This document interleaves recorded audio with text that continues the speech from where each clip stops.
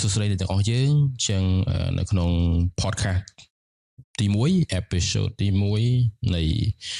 ការនិយាយគ្នាអំពី graphic design skill ឬក៏និយាយដើម graphic design អូខេអញ្ចឹងនៅក្នុង podcast របស់ខ្ញុំនេះខ្ញុំចង់លើកទៅលើមុខរបរមួយដែលខ្ញុំគិតថាវាមានសក្តានុពលទីផ្សារហើយគ្នាយើងក្មេងៗជំនាន់ក្រោយគាត់ចូលចិត្តរៀនគាត់ចង់រៀនពីមុខរបរមួយហ្នឹងហើយមុខរបរមួយហ្នឹងក៏ជាមុខរបររបស់ខ្ញុំរាល់ថ្ងៃដែរខ្ញុំជាអ្នក graphic designer ហើយក៏ជាគ្រូបង្រៀន graphic designer នៅសាកលវិទ្យាល័យ Billbrae ខេត្តសៀមរាបដែរអញ្ចឹងនៅក្នុង podcast នេះខ្ញុំចង់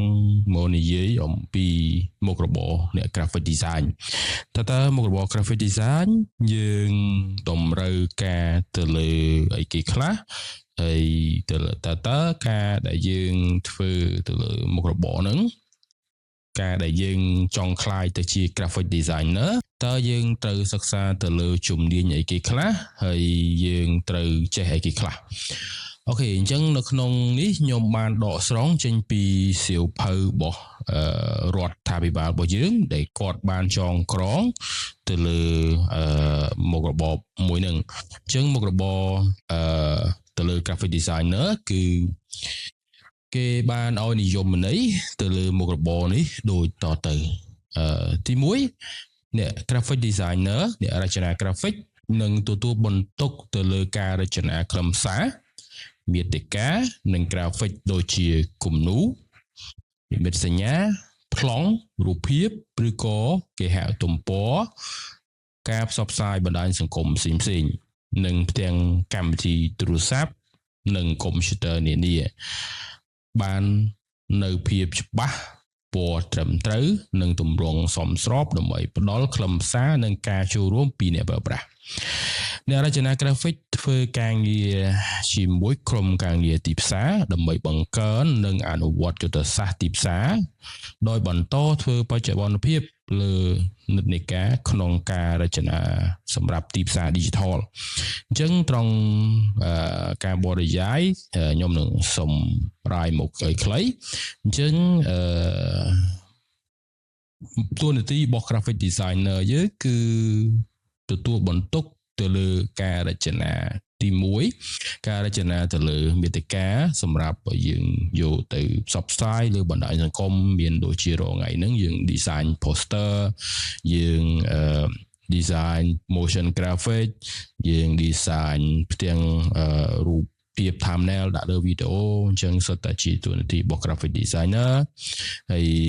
graphic designer ជាអ្នករចនាទៅលើ UX UI ឬក៏យើងអាចនិយាយបានថាផ្ទៃនៃកម្មវិធីទូរស័ព្ទឬក៏ផ្ទៃនៃ website របស់ computer អីជាដើមអញ្ចឹងទៅអូខេអញ្ចឹងនេះជាការបរិយាយអំពី graphic designer ដែលយើងគួរតែដឹងតើ graphic designer គឺជាអីអញ្ចឹង graphic designer គឺជាអ្នកទទួលបន្ទុកទៅលើការរចនាទាំងមូលការរចនាទៅលើ logo ការរចនាទៅលើគំនូរការគូរគំនូរគូរប្លង់ក៏ជា graphic designer អាចធ្វើបានដែរអញ្ចឹងយើងចូលដល់ចំណុចទី2គឺសមត្ថភាពជំនាញអញ្ចឹងនៅក្នុងឯកសារគេបានបែងចែកសមត្ថភាពជំនាញមាន2គឺជំនាញបច្ចេកទេសជាមួយនឹងជំនាញទន់អញ្ចឹងទៅមួយសមត្ថភាពជំនាញបច្ចេកទេសតើ graphic designer យើងគួរតែចេះឬក៏យល់ដឹងអំពីអីគេខ្លះអញ្ចឹងទៅលើសមត្ថភាពជំនាញបច្ចេកទេស graphic designer គេឲ្យយើងយល់ដឹងអំពីការរចនា graphic និងគំនូរទី1ទី2ភាពច្នៃប្រឌិតទៅនឹងជំនាញសិល្បៈដែលយើងនិយាយថាជា creative and artist ទី3ការរចនាបទពិសោធន៍អ្នកប្រើប្រាស់ដែលយើងដឹងថាវាជា UX ឬក៏ UI design អញ្ចឹងទៅទី4ការបង្កើត graphic ចលនានិងជីវចលអញ្ចឹងយើងត្រូវចេះទៅលើការបង្កើតទៅលើ motion graphic ហើយនិងការធ្វើ animation ទី5ការកាត់តរូបភាពនិងវីដេអូអញ្ចឹងត្រង់កន្លែងនេះ graphic designer យើងក៏យើងអាចត្រូវ ចេះមិនយើងអាចទេយើងហ្នឹងហើយយើងអាចនឹងរៀនចេះកាត់តវីដេអូក្នុងកម្រិតណាមួយមិនមែនជា official មិនមែនជា skill ជំនាញខ្លាំងក៏បានប៉ុន្តែយើងគួរតែចេះទៅលើការកាត់តវីដេអូហ្នឹងដែរបាទអញ្ចឹងទៅទៅមួយនឹងជំនាញទន់ម្ដងអញ្ចឹងជំនាញទន់គេបានឲ្យយើងមានរហូតដល់ទៅ6ចំណុចដែលយើងគួរតែសិក្សាបន្ថែមទៅលើជំនាញទន់អញ្ចឹងជំនាញទន់ហ្នឹងគឺទី1គំនិតច្នៃប្រឌិត creative thinking ទី2ផ្នត់គំនិតផ្ដោតទៅលើអ្នកប្រើប្រាស់ user centric mindset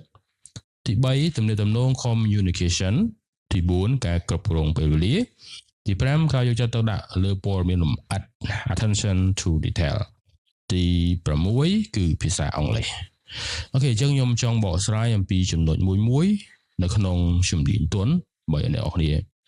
យល់ដឹងកាន់តែច្បាស់អញ្ចឹងទៅទៅមួយនឹងគំនិតច្នៃប្រឌិតអញ្ចឹងក្នុងមុខរបរឬក៏យើងជាអ្នក graphic designer ជំនាញទន់ហ្នឹងគឺសំខាន់សម្រាប់ខ្ញុំហ្មងជំនាញទន់គឺសំខាន់ដែលជំនាញទន់ហ្នឹងគឺវាទាមទារបទពិសោធន៍ទាមទារការសិក្សាស្រាវជ្រាវបន្ថែមទាមទារការសិក្សាអំពីអ្នកប្រើប្រាស់សិក្សាការស្វែងយល់អំពីដៃគូឬក៏ការយក feedback អំពីអតិថិជនឲ្យផ្សេងៗហ្នឹងទៅអញ្ចឹងគំនិតច្នៃប្រឌិតគឺចំពោះខ្ញុំគំនិតច្នៃប្រឌិតគឺfocus ខ្លាំងទៅលើការគិតអីដែលវាប្លែកវាមើលទៅទាន់សម័យ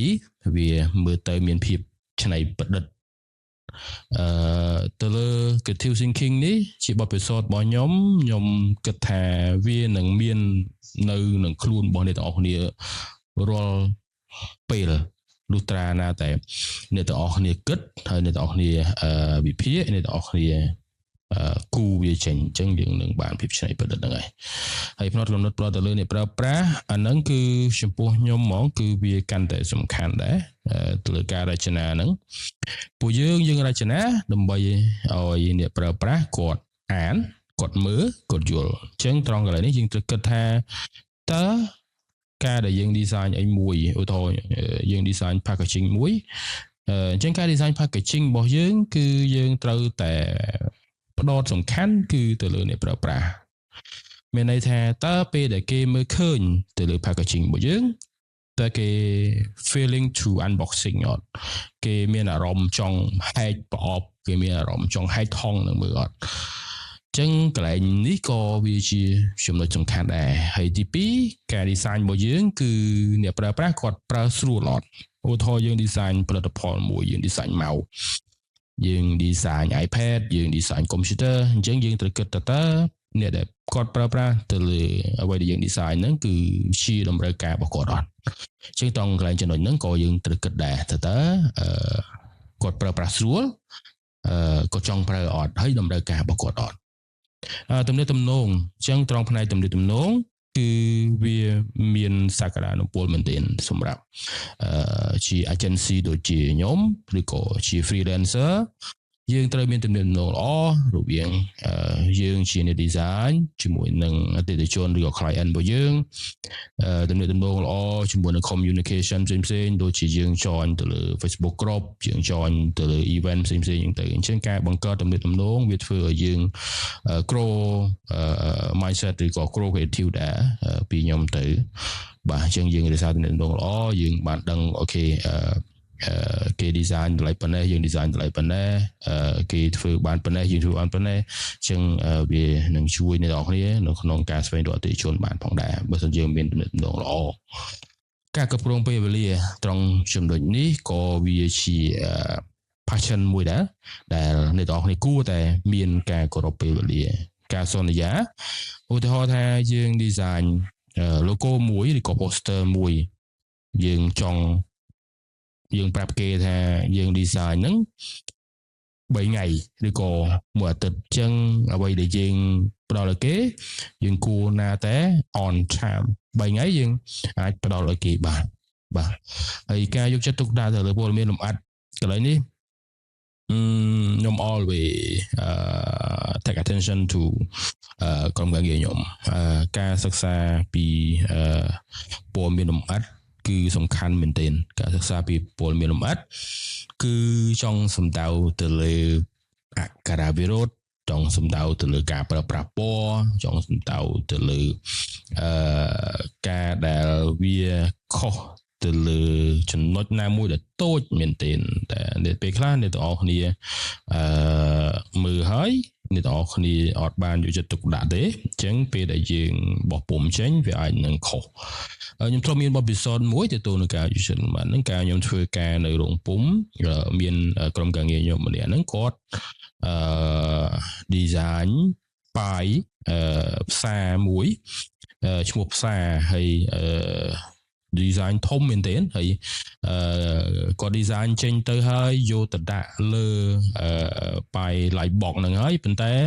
គាត់ design គាត់បាន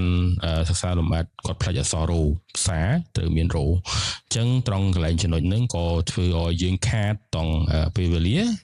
អតិថិជនក៏គាត់អន់ចិត្តដែរអញ្ចឹងត្រង់កន្លែងចំណុចខ្លះយើងជា designer ខ្ញុំអត់មានថាយើងត្រូវតែចេះទាំងអស់ទេប៉ុន្តែទៅលើចំណុចតូចណាដែលយើងអាចជួយអតិថិជនបានចំណុចណាដែលយើងចេះដែរយើងអាចនឹងជួយ feedback ទៅគាត់វិញថាអូខេបងទៅសេតាផ្លេចរោអញ្ចឹងយើងគួរទៅថែមរោ something អញ្ចឹងទៅហើយបើសិនជាព័ត៌មានខ្លះយើងអត់ចេះដូចយើង design packaging ឲ្យជប៉ុនឲ្យអីយើងអត់ចេះភាសាជប៉ុនអាហ្នឹងវាអត់មានបញ្ហាទេអាហ្នឹងយើងផ្ញើឲ្យគាត់ហើយយើងព្យាយាមប្រាប់គាត់ថាឲ្យគាត់ជួយ double check ទៅលើភាពលម្អិតនៃអក្សរភាពលម្អិតនៃអក្ខរាវិរុទ្ធរបស់គាត់ចឹងទៅបាទហើយចំណុចចុងក្រោយទាក់ទងមួយនឹងភាសាអង់គ្លេសភាសាអង់គ្លេសជាទូទៅយើងត្រូវតាចំពោះខ្ញុំភាសាអង់គ្លេសយើងមិនចាំបាច់ស្ទាត់ 100% ទេខ្ញុំក៏ដូចគ្នាខ្ញុំអត់ចេះភាសាអង់គ្លេសឲ្យខ្លាំងទេតែខ្ញុំអាចមកអានបានខ្ញុំអាចមកស្រាវជ្រាវបានអាចថាវាជា general English communication ដែលយើងអាចធ្វើការ research យើងអាចធ្វើការអានបានអញ្ចឹងភាសាអង់គ្លេសខ្ញុំចង់ស្នើឲ្យបើសិនជាបងប្អូនជាអ្នកថ្មីគួរតែយកចិត្តទុកដាក់ទៅលើភាសាព្រោះយើងត្រូវដឹងថាជំនាញរបស់យើងនេះគឺវា update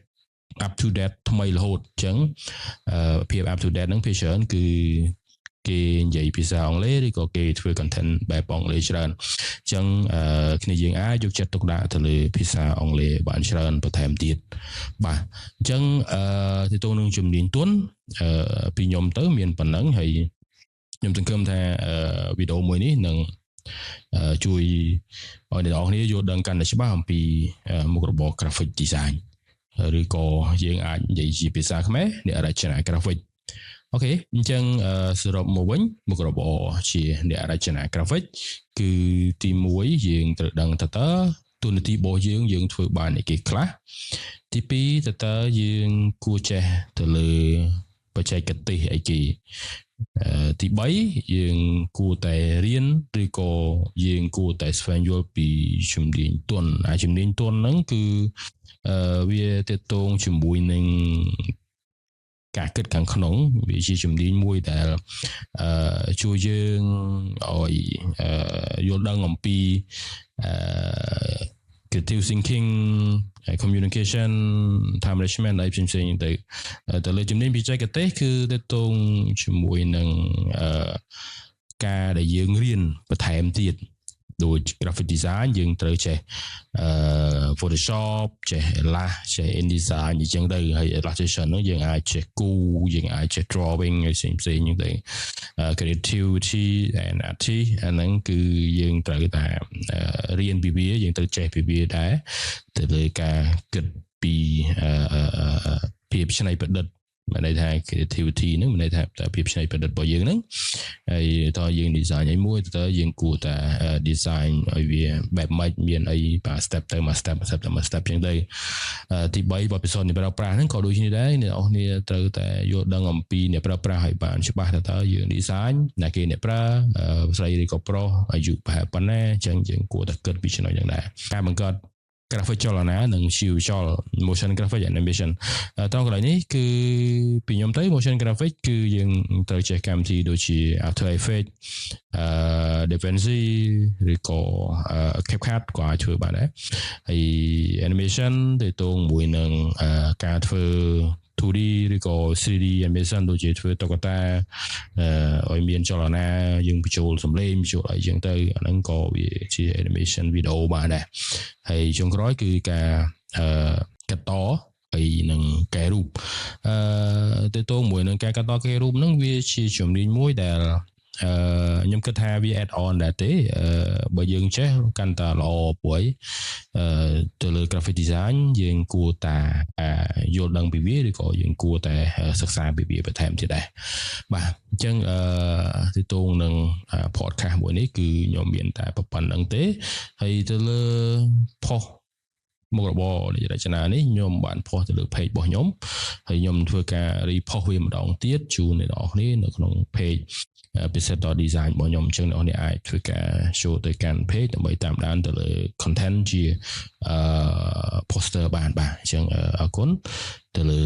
ការស្ដាប់ podcast ទី1 episode ទី1របស់ខ្ញុំបាទអញ្ចឹងអរគុណជម្រាបលា